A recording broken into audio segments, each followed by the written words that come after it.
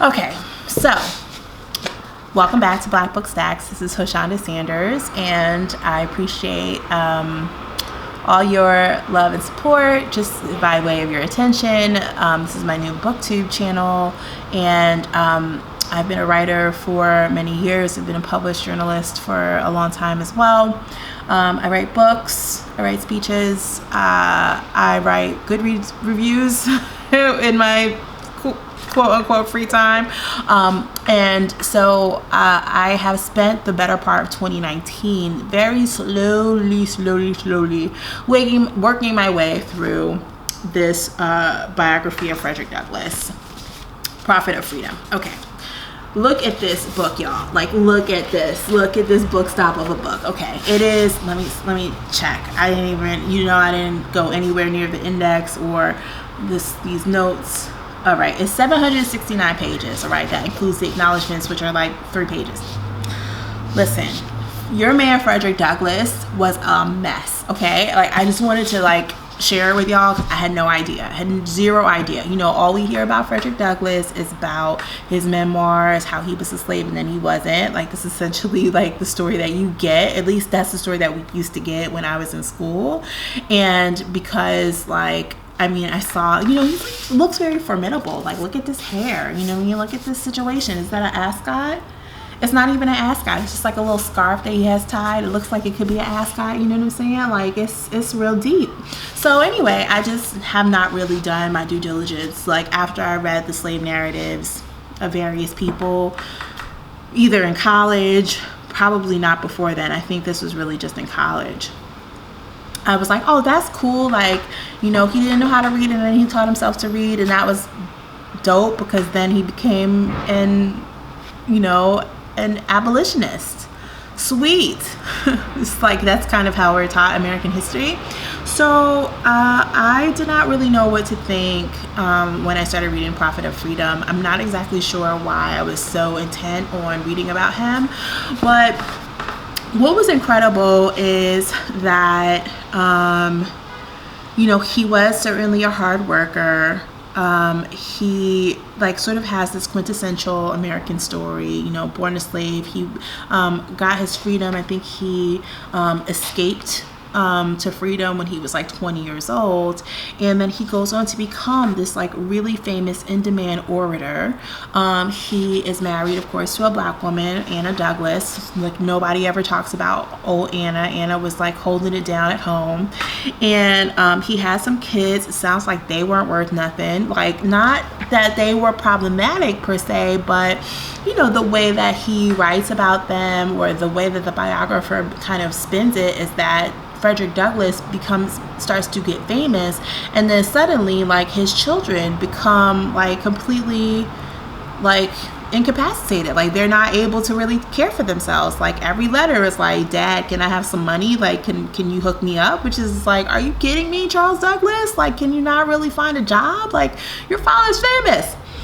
So there's that. He kind of neglects his daughter, Rosetta Douglass, who pretty much tells him so before he croaks, right?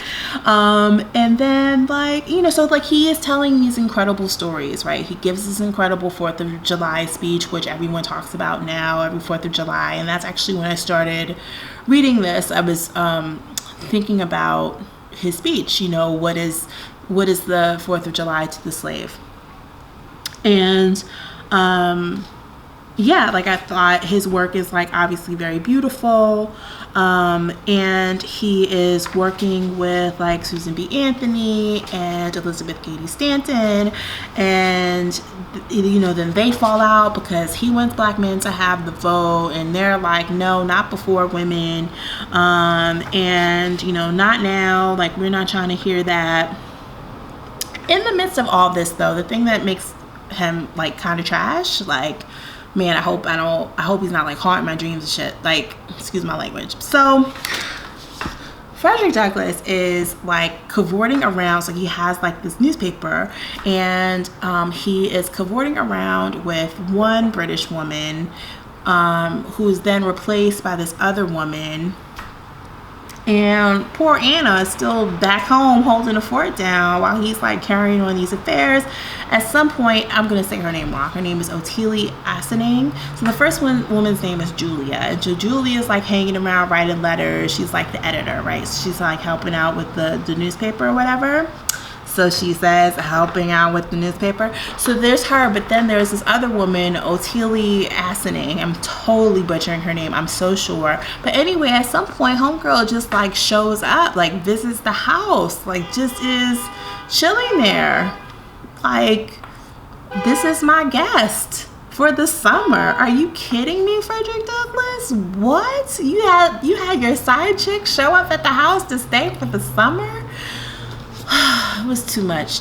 So then, Anna like finally like gets sick, dies, and Rosetta has had enough, and she basically tells her dad, look, you've been ignoring mom, and now she's gone. Like, you had old girl come here for the summer and spend the night like every day. What is that? And then also like, yeah, you're famous, but what kind of father have you been?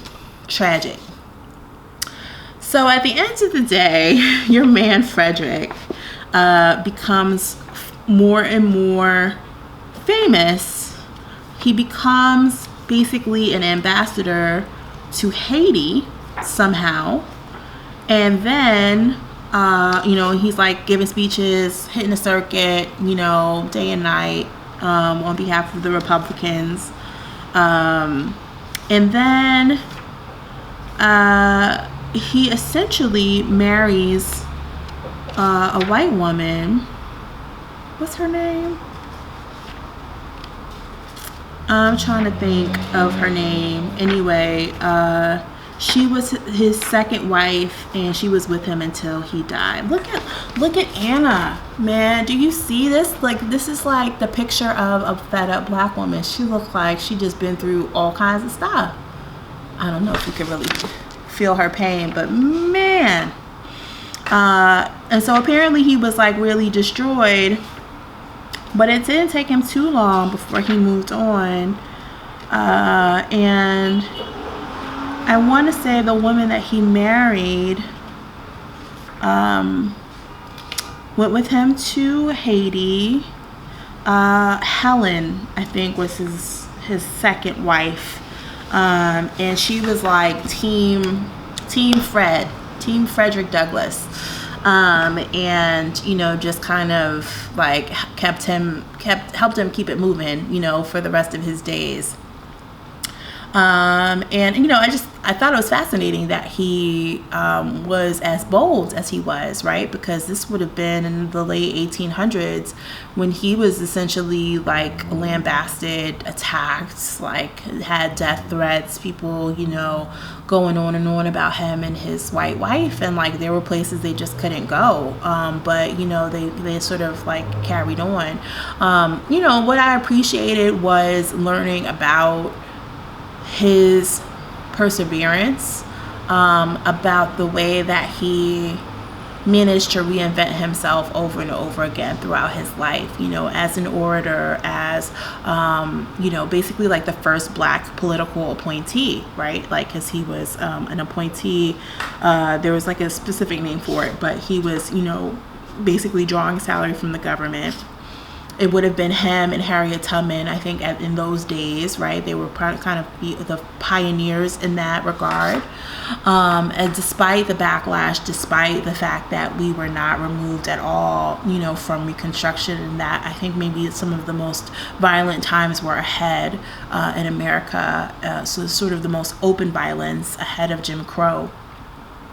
What you see in these pages, all 769 of them, is a man who is really determined to both support his family, but also like just give money to whoever wrote him, children who had sob stories or actually like really needed his assistance because they didn't have any, or people who were injured, people who were old, people who were sick, black people who were newly out of slavery and, you know, were having difficulty finding work or finding work that paid them a living wage, you know, as they try to transition, you know, from slavery into freedom, those kinds of things. So it was an incredible read. It's definitely not for the faint of heart. You definitely need to block out many hours over the course of many months, unless you're a fast reader, which I thought I was, and now I realize that I'm not.